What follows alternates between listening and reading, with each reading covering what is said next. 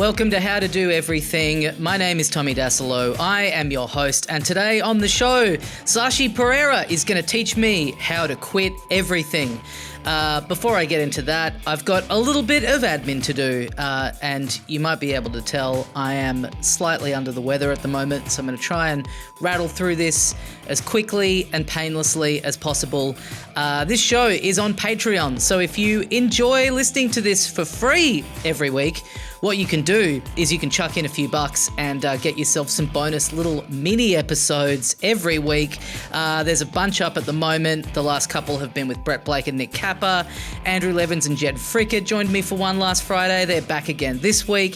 Heaps of great content on there, and it is a great way to support the show. At this present moment in time, some of your money will be used for cold and flu tablets and chicken soup. So you can rest easy with the knowledge that your hard-earned money is going to a good cause. A sick young man who's behaving like way more of a little baby than he needs to. I'm also, if you're in Melbourne, I am doing a stall at the Stay Soft Night Market at the Collingwood Yards this Saturday, June the 21st. It's from 2 until 9 p.m. I'll be there selling my artwork, some screen prints, t-shirts, hats, hoodies, tote bags, comic books, all the stuff that I make with my artwork on it. It'll be there. There's heaps of other great stalls. There's food trucks there. There's drinks. There's music. It's a real vibe. So come down if you're in Melbourne. Be great to meet you guys IRL. I think my dog will be there with me for a little bit, if that's any kind of incentive. And if you've ever wanted to buy some of my artwork but not bother with the postage, then this is the way to do it if you're in Melbourne. Okay, today on the show, SASHI Perera. You might have seen her on Have You Been Paying Attention? She was nominated for the Best Newcomer Award at the Melbourne Comedy Festival in 2023. She's got a special online that you can watch. She's been smashing it all over the place. Tours all around the world doing shows in all different places. People love her. She's great. As you'll hear in this chat, I only recently got to know her because we shared a room together at the recent Melbourne International Comedy Festival at the Cooper's Inn. But I loved having this chat with SASHI. Great to have her on the show. So here we go. This is How to Do Everything with SASHI Perera. Feels really warm. Really good. My hands are always cold. Yeah, I love them. Yeah. Grip the mic with them. Yeah. Get into it. I look like I've come here to commit a murder. Yeah, or from a murder. You gloved up in order to start podcasting. I was gloved up. What does she think this is? Time to go to work. It was like so cold. It was real so Dexter. It was here. real kind of like, I don't want to leave any fingerprints on the mic. I don't want anyone to know I was here. Nothing. Yeah. I don't want to be touching this thing. I'm about to commit some crimes against comedy. I don't want them to be able to find me. I do that all the time. What? Of crimes against comedy. Crimes against comedy. Yeah, you did a nice little like, what would you call it? Like work in progress show at the comedy festival. It felt really weird. It was my first work in progress and I didn't like it because I feel like all the other times I've done like 2 solos and then a couple of group shows, and I feel like when I went up on stage, it was like stepping up to the bat, I was like, I am ready. I am so ready. Yeah. And this one was more like, is this good? I don't know. I didn't like that. I didn't like that feeling on stage. Yeah, because you and I, we'd met like a couple times. Yeah. But I feel like I really got to know you through, I think like one of what I think breakdown. What I think is like the most like kind of like pure and nice way of interacting with someone in comedy where so your show was on directly before mine in the same venue. Same room. So often what happens is if you're doing like the month or you're doing 2 weeks, it then just means that you are crossing paths with the same person every night. And I really feel like it has such an effect on your like, well, because it's like a weird relationship. It is a weird because you relationship. see each other every night. Yeah. But you're both kind of on like different ends of the spectrum. Yeah. So one of you's just finished the show. You're like, oh, okay, done for the night. Yeah. You're thinking about getting dinner or catching up with the people that were there or whatever. And then the other one is coming in. They're all anxious because they haven't done the show yet. Yeah. Like you're kind of like, you're doing sort of the exact same thing, but you're kind of catching each other on like different ends of the wave. Different ends, yeah. It's like long distance relationships when like, like when you have to call, there's only one, like a couple of hours crossover. Yeah. And one of you's going to sleep and the other one's just waking up and your energies just don't match. Oh, I was in a long distance relationship for God, how long was it? Like 6 or 9 months or something? Yeah. And it was awful. It's horrific. It was so bad. I'll never do it again. What was your gap? I was locations? Initially, he was in Australia and I was in the Philippines, and that was great because I think there was like no time difference. Yeah, and then I moved to Turkey, and then it was like yeah. There was like a 5-hour like crossover time, and it was just either he was waking up and I was going to sleep. So it was just like completely different energies. And for me, I would never do it again unless I knew there was an end point to it. And for us, we knew that it was a year, and then after the year, it would be okay. Yep. Except we broke up. So. Oh, okay. So it was not okay. There'll be this working thing will end in a year. Yes. Or we'll break up. Whichever comes first. Whichever comes first. And I'm not saying no long distance relationships work. I'm just saying I am not good in a long distance relationship. Yeah, I kind of found the harder thing about it, honestly, was like the way that you engage with your life here. Yeah. Right? Yes. It's like it's really hard, like not seeing the person and everything. But as you say, like that window of like when you can communicate, for me, it was the person I was seeing had this sounds made up. The person I was seeing moved to Disney World. Okay. This truly sounds like, when you're in high school and you're like, she goes to another school. Yeah. She got a job. Brisbane, she's in Brisbane and they don't have the internet yet. Yeah. Oh, she's Mickey Mouse. So she would work all day. So there would be like a narrow window when she would get up, which was like, I think like 7 or 8 p.m. here or something. Right. So it was, if I was like out at a party or something, you're just like kind of checking your phone because it's the one time you can kind of like message each other.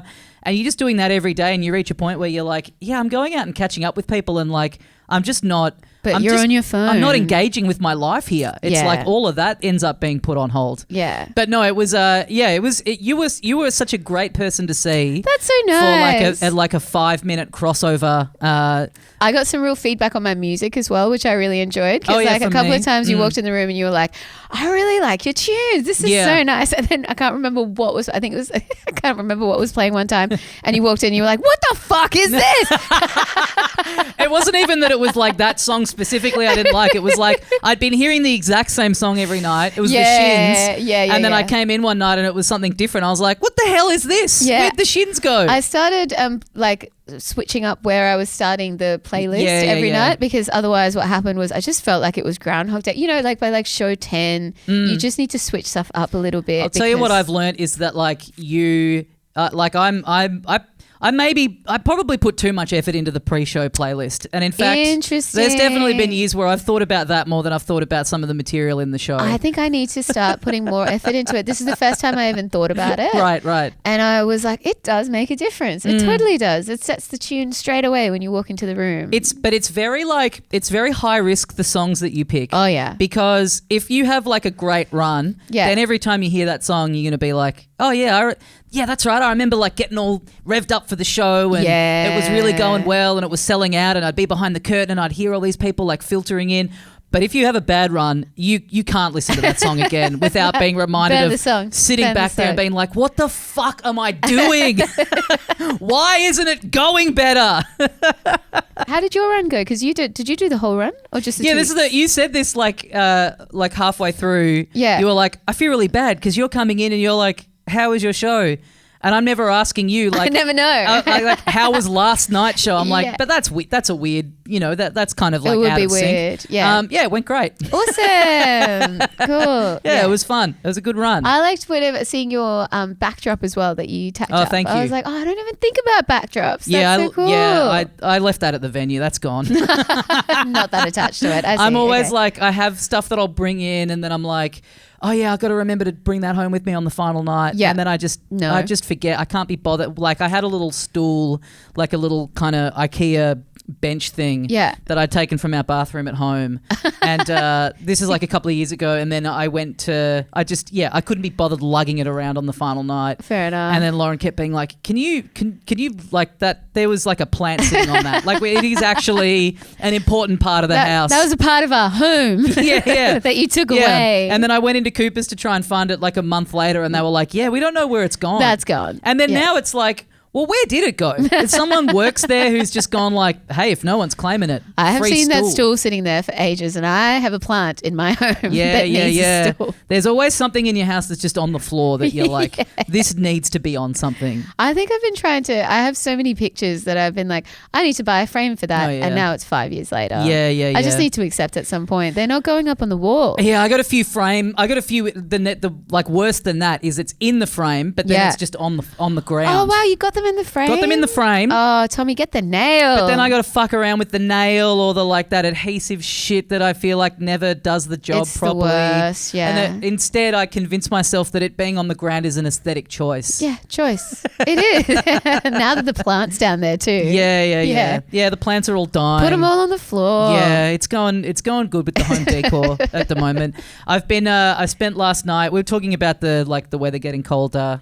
You're quite rugged up for anyone watching the video. Yeah, right now. I'm going after this too because this. So you mentioned in the survey that you've recently gone full time with comedy. Yeah. Gone full pelt with it. Yeah. And what that means is that you basically don't get public holidays anymore. No. You get dragged in on the King's birthday to do a podcast. Well, you just kind of forget. You completely disconnect from the 9 to 5. Like people were like, it's a public holiday today. And I was like, well, every day is technically a private holiday for me now. Yeah. Private holiday. Yeah. It is like that. It's like you can decide to just take a Wednesday off. Yeah. I think just by the way it falls, I kind of end up doing something on pretty much every public holiday. Every day. Now. It's like, got to get a podcast done or there's some writing thing to get finished off. Like for me, I was doing like half office. I was doing my full-time job and then comedy on the side for ages. So I started in 2017.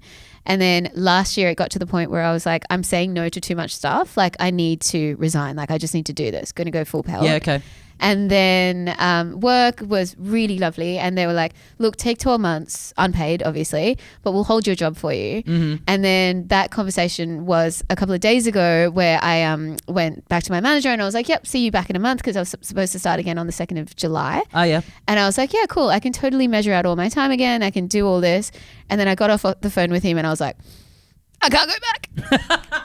I can't go back. I've been thinking about it for so long, but I just couldn't because I've now have all this free time to just think about dumb videos. And I feel like it's a nice thing to tell yourself with anything like, oh, I can always, like the first time I moved out of a share house to live by myself, I had that stress of like, I've done the numbers here. I'm pretty sure I can afford this. I can do this. Yeah. But what if I can't? I was really stressing myself out. I'm like, what if I've overcommitted myself here? Yeah. And then I just kind of told myself, well, you can just move back into a share. It's not a big deal. Yeah. There's always an option. There's always a fallback. Yeah. And then you give yourself that out and then you're in it and you go, oh, I will do whatever it takes.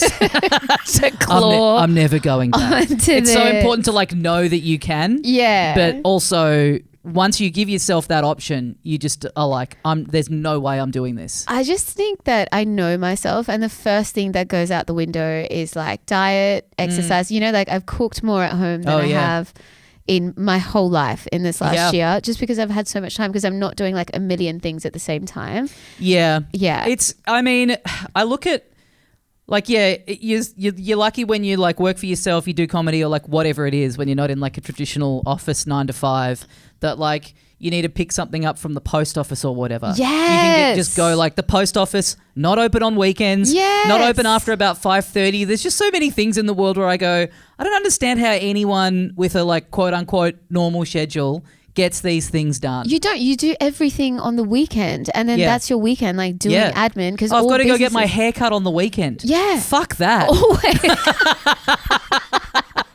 Fuck using my Sunday to get a haircut. Are you kidding? I also used to be like, oh, what about sick leave? And now I'm like, if you're sick, you just don't work. Yeah. It's fine. Yeah.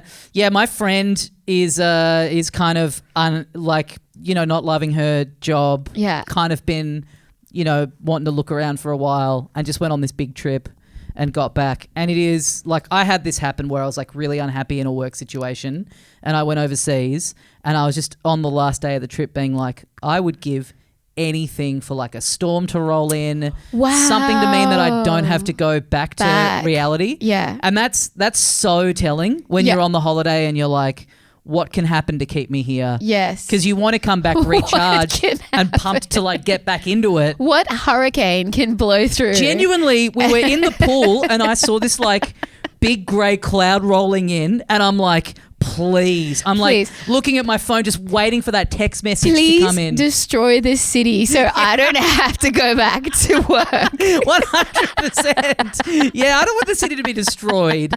Just enough of a weather event for planes to not be safe to take off. Yeah. No, but we were talking about being in our 30s before. Yeah. And for me, like, I think that's been one of the hardest things because this job, it's like so stable, it's so secure, it's forever, you know, if I want it to be. And I find that like to give that up in 30s just feels mad. So I've just been like battling my brain for the last couple of days, just being like, you're fine. Probably you in your first apartment moving out of your shares. I'm fine.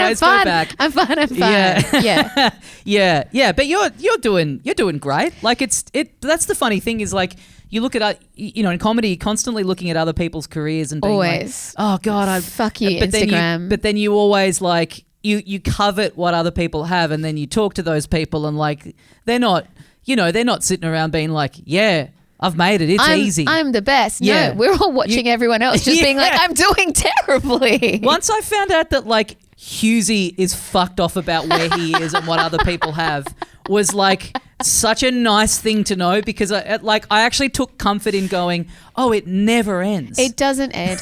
But that's the way that society's set up, right? Like you get the thing that you chase the thing and then you get the thing and the second you have the thing, you just want another thing. Like it's how the whole world is set up. And I've just tried to just be like, it's okay, run your own race, do your own thing. Yeah. But social media is set up to make us all feel like we're failing all the time. Yeah, I mean, I felt like I had a good run, but then I would like walk in to get ready. I would see like your sold out audience like filtering past me. You're like, you're doing like a work in progress show and it's sold out every night. And then you're like, on like the second last night or whatever, you were like, yeah, after the final show, I'm just going back to Sri Lanka. I'm going to go hang out on the beach straight away. I was like, fuck, what a life. This is so good. I'm so sorry.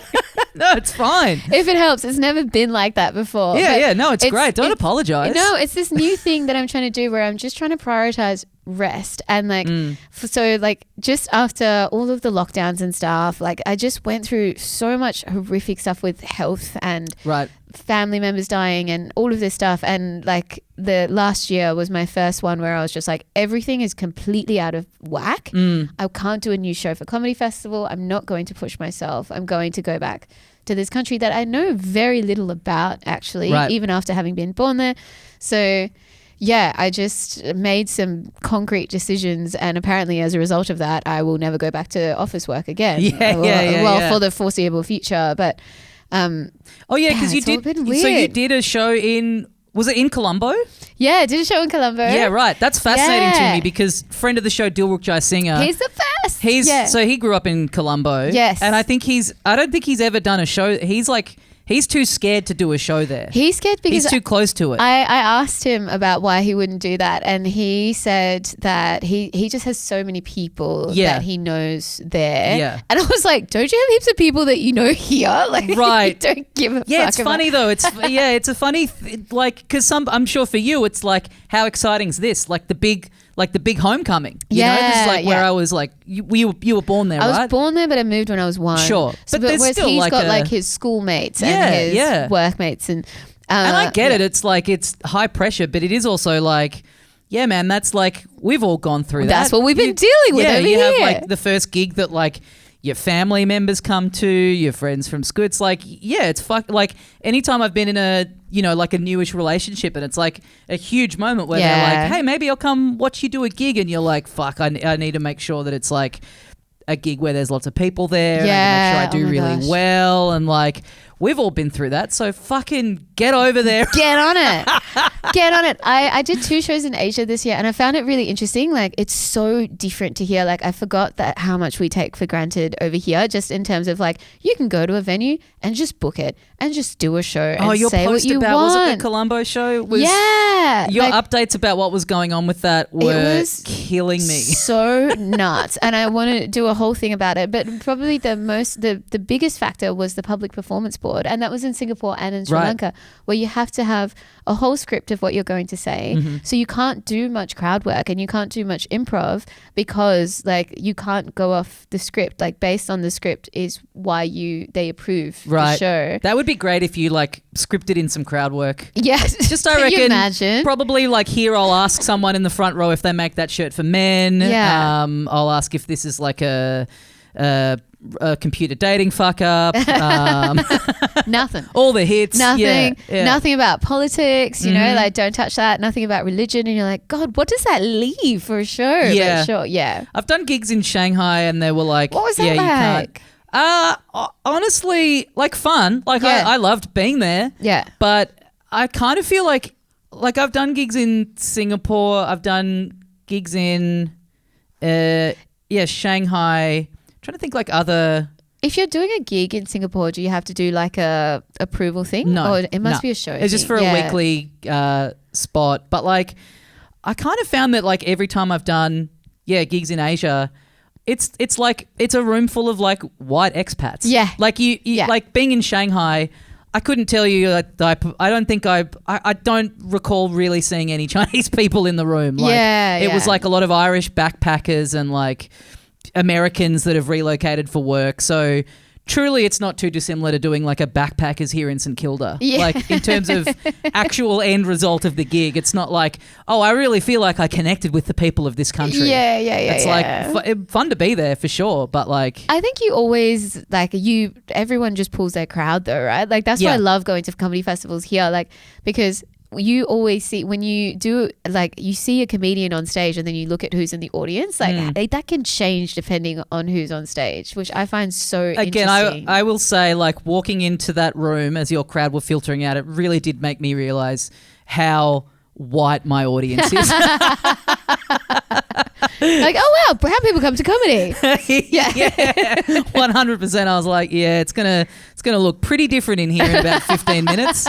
But yeah, talking about like having more time to cook, I've been. This show is about like learning things and learning how to do things. Yes. And again, like this is kind of a life hack that I've figured out in the last like maybe year or so. And it is very reliant on, as we say, the benefit of a very flexible arts schedule. Yes. So after this, me and Lauren are going to an Airbnb for the night. Whew. And my move, first night of the Airbnb, Yeah. you turn up with the first night meal already cooked. So I'm talking What? night before we head off. This was me last night. That is making so making organised. making a full lasagna ready to go. Okay. I've had too many Airbnb visits where you're like, you drive for a while, you're pretty wrecked, you just want to like enjoy the house, especially when you're in a group. You get there's always someone who's like, should we go to the shops? And then all of a sudden you're fucking around for 2 hours down at the supermarket. It's true. No one knows what to do for dinner. You're just in the kitchen. You've got some beautiful balcony. Maybe you've got like a spa or something. And it's like, I want to enjoy the house. I want to roll up with a nice meal ready to go. This is wild information to me. It has never occurred to me and probably would have never occurred to me. And now I will feel lacking every single Airbnb experience that I have. It's You've ruined Airbnb for me forever. well, no, you can just do what I do. I won't. I know myself. When you And say I it's hate- organised, it's a good point. I mean, I'm not organised in any other avenue of my life. Yeah. But it's more just like, Are you a cook? Are you quite comfortable in the kitchen? Yeah. Yeah, that's so cool. I like cooking. I'm not. I hate cooking. there's something about like travelling to an Airbnb, like something about driving. Yeah. It just fucking wipes me out. I hate it. A long drive makes me so tired. Okay, I'm driving. like a little baby, an hour and a half in the car. It kills me. Okay, driving for you is cooking for me. I Okay, can't. right. I cannot function in the kitchen. Yeah, like, I interesting. just like everything freaks me out. I'm so anxious. Like the mushroom murders, alleged, are my nightmare. Thank you for covering yourself. With these gloves. Yeah. Are my nightmare because interesting. every time I cook, like my husband is like, "How could you possibly kill anyone with a meal?" And I'm like, "I don't know. I just know that when it happens, I'll just be like, I've been waiting for this day since I was born." So you kind of touched on it before, but yeah, you were mentioning that you're your superpower, Yes. your thing that your ability that people would say that you're good at is quitting. I'm so good at Quitting things. Yeah. I love it. I know it doesn't sound like it from what I just said about my job, but the thing is, like, that was the longest I've ever held on to a job. Like, I have quit many jobs, but I've always worked in an office. Sure. Because I kind of get to the point where, like, especially after it hits a year, I'm like, oh, I'm bored. Time to go do something else. Interesting. And so when you say you're good at knowing that you're clocked out. Does it filter into like other things, like in terms of like, let's say you take up a hobby and you're wanting to become good at painting or whatever. Yeah. And it's not, are you good at going like, this isn't happening. I'm kidding myself. Honestly, I think that I should have gotten better at quitting. Like I went to law school and then was a lawyer. And I reckon on like day 2 of law school, I was like, oh no. What, you were like, I should quit. Oh no, this is not for me. But then I was like, it'll be fine. And it wasn't, and then I became a lawyer and I was like, oh no. And then that should have been a sign. Like, if after a year you don't want to keep doing the thing. That's true. Instead of being like, oh, maybe if I move to a different office, maybe if I move to a different NGO, maybe if I do a different thing. I felt like I kept switching the environment, but not the actual thing that I was doing. And now I've changed it to stand up and I'm like, I'm not sure I'll ever get bored because everything changed. Some days you're doing a podcast, it's some so days you're on different TV, day to day, some days you're 100%. Yeah, it's interesting. I think about this a lot. Like, I think that's such a like kind of Western culture approach to work that is so interesting to me because like in a place like Japan, people work for the same company for like their entire life. And you hear a lot of people, and I'm not saying this is true of you, but a lot of people with their moving on from work, they're like, oh, I'm just too comfortable. And I've always found that interesting that that's like that it's a negative because it's like, what's really nice? Being comfortable. It's a really nice sensation. If you're in bed and you got the hot water bottle and a doona and you're comfortable, that's good. That's what you like there's this whole kind of rejection. You're not in bed. You're at the water cooler talking to someone about their kids for like the millionth time. That's true. But like I kind of think it's interesting that like here I think there's a bit of a mentality of like, I've learned everything I can from this job. True. It's time for me to go somewhere else where I'm going to benefit. Whereas I think in other parts of the world, it's like, no, I'm great at this job and I like this company. I'm an asset to the company. Yeah. I want to contribute to this company being as good as it can be. Like, I think we're very self-centered on our own personal, professional growth here of like, it's time for me to move on. Absolutely. So that I can become the best person. Meanwhile, there's like a huge gap left in the company you were at. True. To be fair, I've never felt like an asset to the company. I was just like, I gotta go now. You just like quitting. Yeah. Well, I just think that also maybe this like the gens that are coming up are way better at quitting, but like my gen, like it was just like, you're a lawyer, now you stay a lawyer forever. Yeah. And because it was never an option to not be a lawyer anymore. And I feel like with comedy, like with the switch, it gave me this other career path that I had never seen before. Because before that, I was like, well, I guess this is what I do forever, even though I'm not enjoying it and I haven't found my place in it. For years. Yeah. It's the power of quitting. Quit. Just quit. If you're listening, you in a long distance relationship, quit. Let us know if you're listening, if this episode inspires you to quit something that you're in the midst of right now. Yeah. I've never had the satisfaction of like the podcast I did ended last year. I kind of wouldn't really call that quitting though. I've had like casual jobs. Oh no, I worked at Grilled. Oh yeah. And I got a job writing on Rove Live. Yeah. And I quit. What, like the Rove Live, the first iteration that we all watched back in the day? Oh wow, cool. Yeah.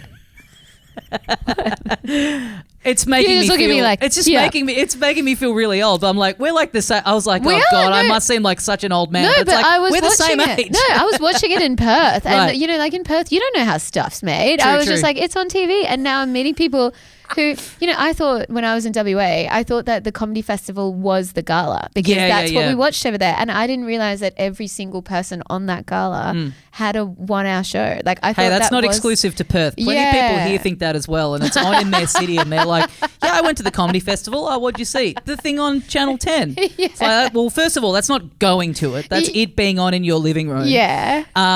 But yeah, I got a job writing on that, and I was rapt to be able to say like, hey, I'm not going to be able to work at this burger joint anymore. Cool. I'm writing comedy for TV. That's really fun. What was it like? Because it looked really fun from Well, anyway, WA. then the show ended like 2 months after that, and I had to go crawling back to Grilled and be like, me again. Have you ever had to pull that one?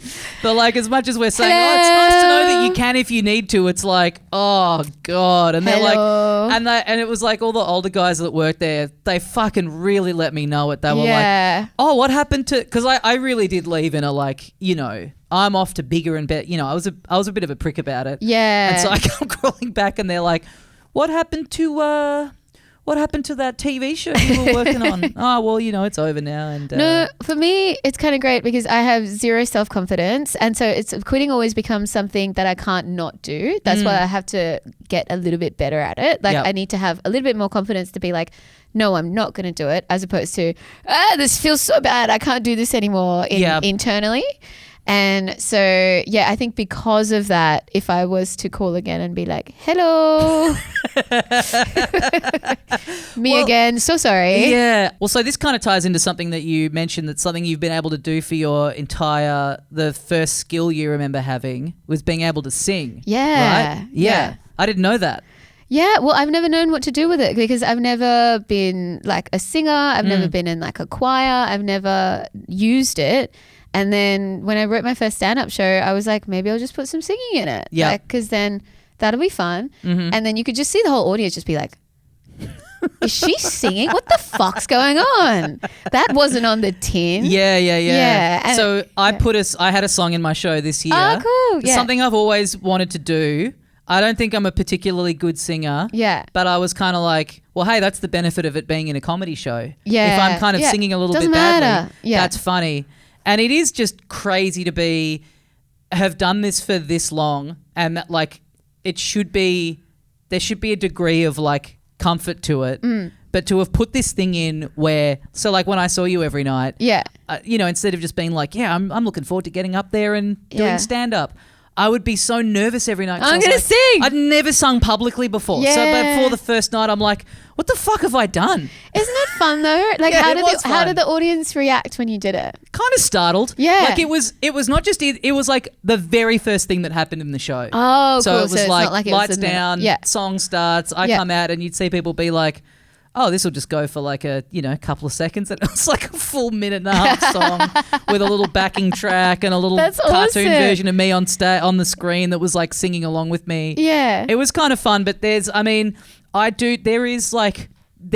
part of me that is still, and I think like most men have some version of this. Yeah. Where I think like, man, I could start a fucking music career now. Probably do pretty well at it. You know, like getting near 40 and just like, speaking of quitting, being like, I could reboot. I could reboot right now. I'm going all in. I'm going all in on the DJ life. My entire life. I think every man has some version of like, if I started now, a professional AFL career isn't out of reach. Yeah. Wow. Like we don't have any biological thing in our bodies telling us that, you know, brain. time is ticking. Yeah. Men are deluded into thinking that like they could have a full-on life reboot, be an athlete at 40. What does that feel like to have that level of confidence? Pathetic. Embarrassing. Embarrassing when you're this age and a lot of the women in your life are like, hey, the clock's ticking for me. Like I got to freeze my eggs or I got to do this. And you're like, yeah, I might start learning drums. Not me.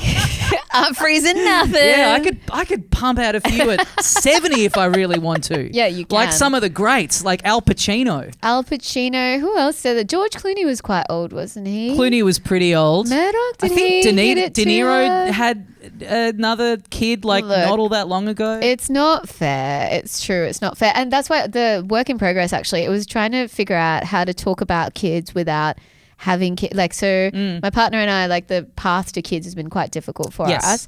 And like, so we tried for kids and we can't have kids, it looks like, and how to talk about that, still be funny, not come across as bitter, not come across as sad, and not come across as taking it out on all the people who have kids. Yeah. That was kind of like the whip that I was working and not have on. a thing where people feel like you've got, like, people have to know that you're in an okay place with it. Yeah, You're not like making jokes to exactly. kind of like mask how you really feel about what's going on. Exactly. Yeah. And I'm kind of not, because we're trying to still figure all of it out. So it's just like, can I joke about this? Can I not? What does it feel like? Yeah. So it was interesting, like having that environment to do that. Yeah. But it was weird. And often I'm just kind of like, God, it's easy to be a man.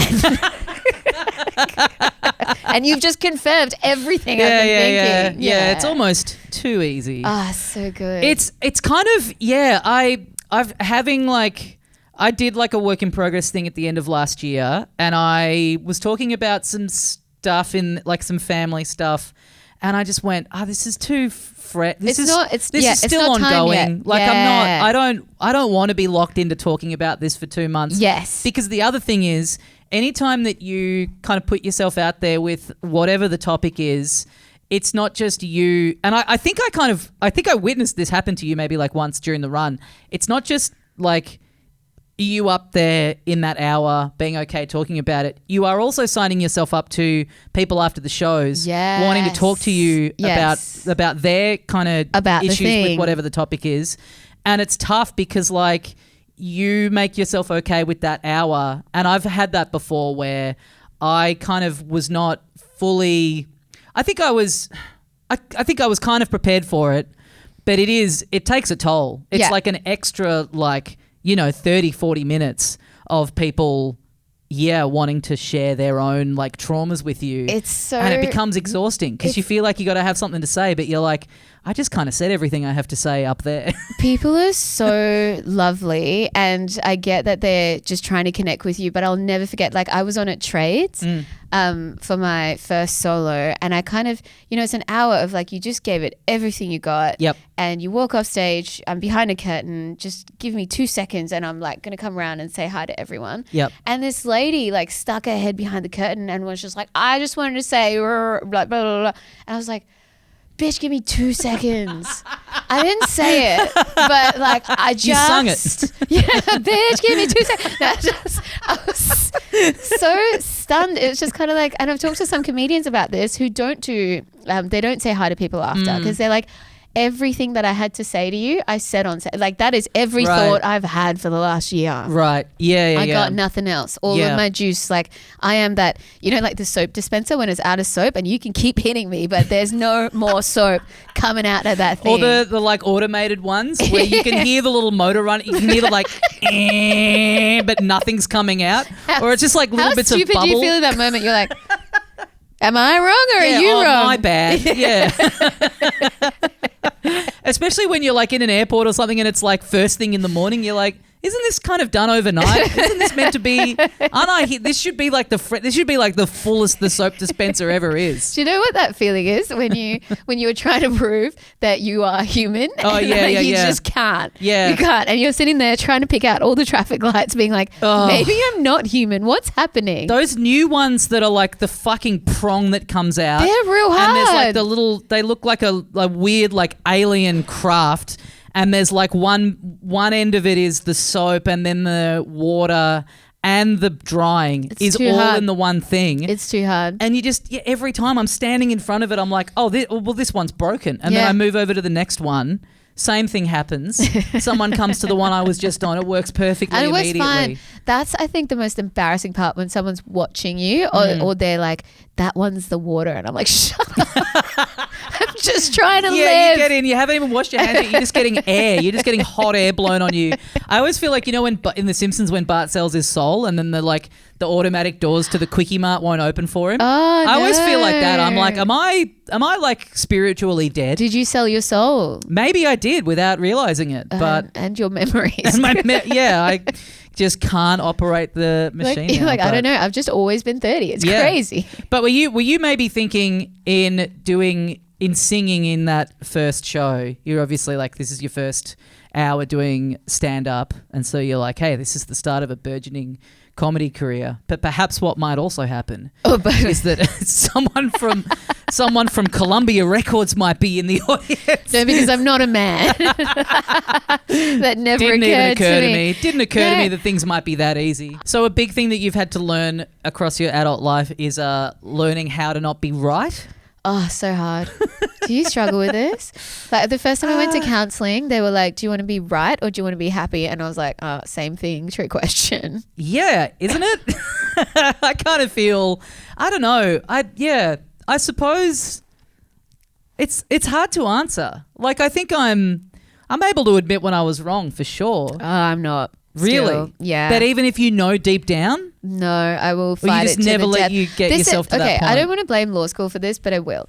But in law school, like you're taught how to argue your point Sure. as well as possible. Yep. So if you, depending on your client, even if it looks like a case that you try to figure out how you can win that case for your client. That's what you're taught. Yep. So to be right under any circumstances, or at least come across as right under those circumstances. Yeah. So I think in letting that, and there are a lot of personalities that go into that who like arguing, and I like arguing, and I like winning, and I like yelling, and all of these things are great for lawyering and really terrible in your personal life. That's true. I know a couple of people that are like, they'll just argue with you. Yeah. And then you just go, fine, whatever. Yeah. And they're like, yeah, I don't even really care. You know, they're like, the dismount is like, yeah, I actually kind of agree with you. You're like, you fucking, what have you been doing? Yeah. You just made me feel fucking insane. Yeah. I remember getting into an argument with this guy about that, not the country album, but the Beyonce album before the country one. Lemonade? No, not Lemonade. Was there another one in between? Yeah, the one that had oh God, I'm totally blanking on it. But it had like the single was this like she'd sampled this house song. Right. And my friend being like, yeah, I think it's just really fucked that she's just ripped that song off. I'm like, well, she hasn't ripped it off. Like she's sampled it. What you do in house music. Like she's paid rights for like hip hop has heaps of like.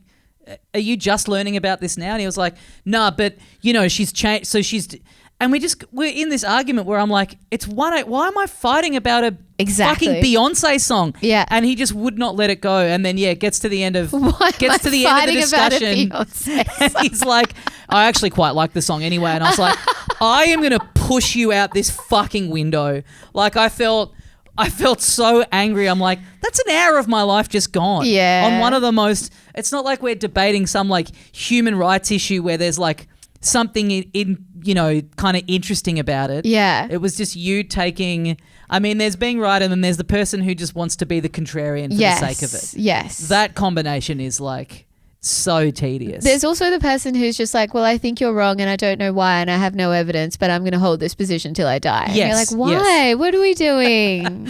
But realizing that you had to let that go, what was the catalyst for that in your life? Was it your relationship? Was it like friendships? Like how would that manifest to you in your day-to-day life? I think for me, I got out of my really long-term relation, you know, like you have that one pivotal relationship. And that led to a lot of soul searching on my part. And I was like, okay, like I'm actually quite problematic sometimes in the way that I engage with people, you know? Like I got to stop using these slurs. I'm starting to really feel like that contributed to the relationship ending. It's like, who am I? Why am I getting into so many random fights about Beyonce at 1 a.m.? Yeah, you know? okay. Yeah, so just kind of reflected a lot on why I felt the need in a discussion, especially on a topic that I really didn't care about or knew very little about, to win. I really feel I think I kind of did used to be a lot more argumentative when I was younger, and I've probably gone too far the other direction now, where like someone will just be wanting to start a conversation like, hey, don't you think this is interesting? And I'm just like, I don't care. You know what? I don't know. What do you think? I can't be bothered. Tell me what you think. I'm just going to get too angry.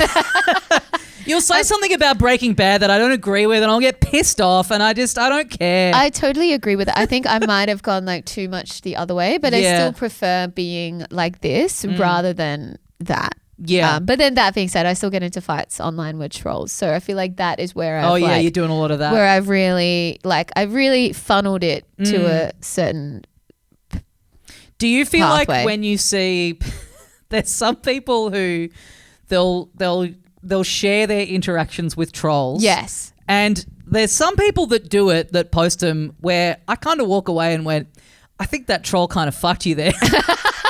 You know what I mean? The people who are like, look what I said to them, and you're like, yeah, they win. They win. That's really funny what they've said about you. But here's the thing, they always win because you responding to them, number one, love it. Like they know that you've seen it. Yeah. And number two, you're never going to get through to them. So for me, like I do screenshot stuff sometimes, but only because I'm just kind of like, for me, it dilutes the venom, because otherwise like you're waking up and seeing like quite horrible things sometimes. Yeah. And I found that once I responded, shared it, and then people would respond being like, either I can't believe like you're getting this said to you, or haha, that was really funny, even if it probably wasn't. Yeah. It helped dilute it. Yeah. Which was my way of dealing with it. I have to do this thing where like, I remember reading a thing about how it's really good to watch a sort of progress video of an artwork, right? Like a cool, and always pick the moment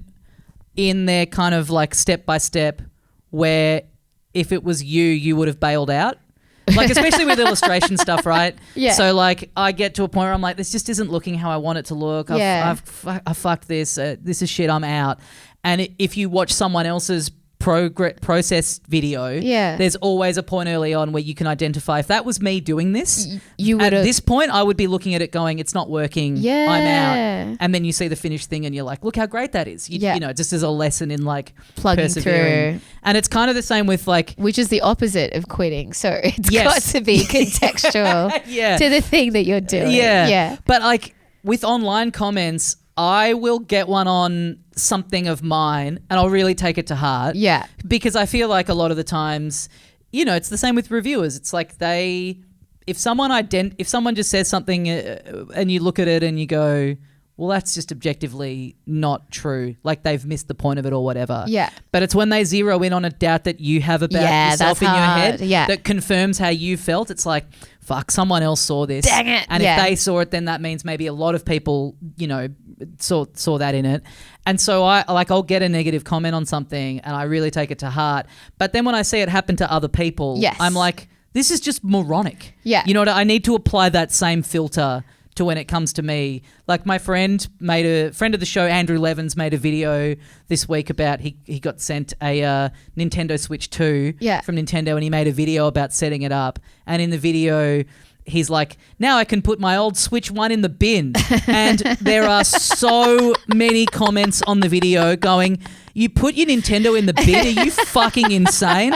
And it's just comment after comment of people like not getting that it's a joke, not getting that it's a bit, being like, one person like, I know you're joking, but genuinely it's really bad. The battery might blow up at the tip. And it's like, so you say you know it's a joke, but then you sort of seem like you're covering your bases here. Like you don't really seem aware that it's a joke at all.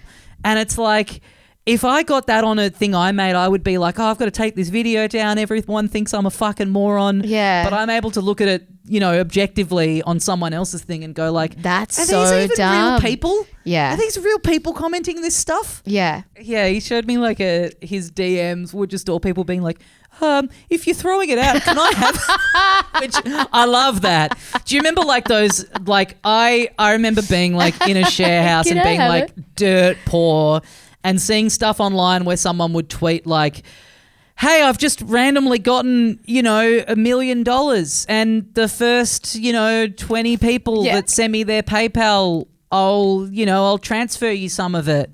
And then they would have like faked things of the people who'd responded and screenshotting being like, wow, I can't believe it was real. I don't think I've ever seen this. Was this in your group of friends? This was like a thing that would happen every now and then on Twitter like 10 or 15 years ago. Okay. And I would just be, you know, sitting around with like literally no money and being like, I'm sure this is probably a scam. But if it's not true, but it's like, hey, what have I got to lose? Imagine if it's real and I just got $10,000 from a stranger online. Yeah. I have to roll the dice. To be fair, how sick would that be? And what a story if it did work out. So what was the last thing that you can remember where you were like actively, I'm going to walk away from having to be right in this conversation? Oh gosh. How like, are you keeping a tally now? Are you like week to week like, this hey, morning? If I've really dug my heels in on these like 4 things, I need you know what I mean? I need to drop back on the next couple of. No, I'm just better at it. Like where I'm just like, we're not getting anywhere. Time to walk away. Try this again. This morning with my husband and we were arguing. Man, it's like you spend a lot of your life being like, oh, I got, being in a relationship would be so nice, and that companionship and, all of like loving someone and being loved. But it is so much work. It's so much work. It's it's great, but it's so much fucking work. It's all well and good until you're both sure you're right. Yeah. And someone is clearly wrong. Yeah. It's funny because it's like, it's hard because like it's meant to be work, right? Yeah. That's what everyone says. Yeah. But at a certain point, it's like, this is a lot of work. Yeah. I don't want to feel like I'm at a job. Yeah. And like, especially if you're someone like me, like I love being alone. Do And so you you? just get those flashes of just like, what if? Interesting. See, for me, before I was in a relationship, I was in like a 7-person share house and I loved it. I thought you were going to say 7-person relationship. Fuck it, minute 55, we're finding out that you're in a fucking 7-person polyamorous Bring it up relationship. earlier. Yeah. No, and for me, like I love having heaps of people around. Right. Like, so I am not good alone. And that's why I was like, I need to work on this. Otherwise I will be alone forever. Yeah, a big part of when I like moved in, like lived in that place by myself. Yeah. Immediately I went, I will do whatever I can to continue this arrangement. Did you always I really know that? regressed. Did you always know that you really liked your alone time? That must have been hard when you were share housing. Yeah, but I think there's just something about like being an only child that really instills it in you. Like you're alone a lot in your child. Like obviously, my parents were great and everything. Yeah, I was like, where did your parents leave you? But you are just kind of, you're sort of left to your own devices a fair bit. Like, yeah, so I kind of think like maybe it comes from that. And like a lot of the friends that I have that are also only children, it's like that's kind of a bit of a commonality. Oh, you just kind of learn. Do you guys have early like on. a club? Yeah. Yeah. You have like, I kind of have some guys who are like, I guess like fake siblings because we're both so cute. very similar, both Right. only children, where we're like, hey, should we just let's formalize this? Let's get your parents to adopt me so that we're technically brothers. Well, we'd better leave it there, Sashi. Oh, great chat. Thank you for joining me. T's for having me. Where are you off to after this? Back to Sri Lanka? Back to Sri Lanka to hang out on a beach. Every time I see you perform, it's always got to be right before you head back. Now to I'm the going to beach. go back to Sri Lanka. No, I'm going to go with my friends, have a coffee. Yes. She's off work because it's a public holiday. Oh yeah. All right. Now you Thank get to enjoy King. the fruits of the labour. Yeah. There you go, Sashi Pereira. Hope you enjoyed that chat. If you like the show, as I mentioned, it is on Patreon, patreon.com/howtodoeverything. That is where you can chip in to keep the show going, keep the lights on, show your support. Really appreciated by me. There's also a link in the show notes here. If you want to just tap that, that'll take you over there. Great bonus episodes coming down the pipe as well. Lots of good content on there.